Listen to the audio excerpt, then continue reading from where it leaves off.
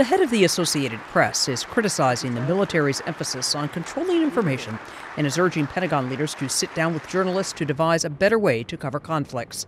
In a world where information is power, information is now considered a weapon, something that governments seek to monopolize. Speaking at the University of Kansas, Curley seized on a recent AP report that found the military has drastically increased the amount of money it now spends on what's being called influence operations.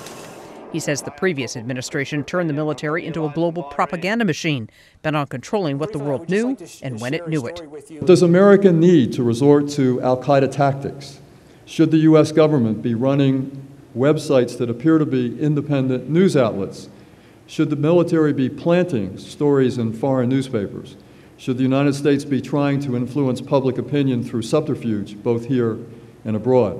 Beyond that, he says the military needs to review with journalists the access reporters have to war zones.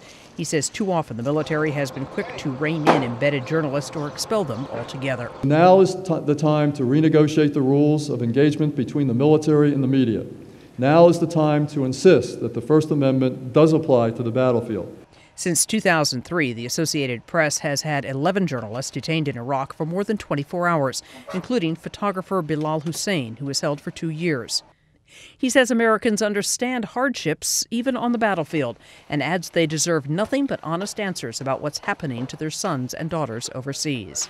Good public relations cannot make up for bad public policy. Curley did note that President Barack Obama has rolled back many of the policies instituted by George W. Bush, but questioned if the military will revert to its old practices when times get tough again.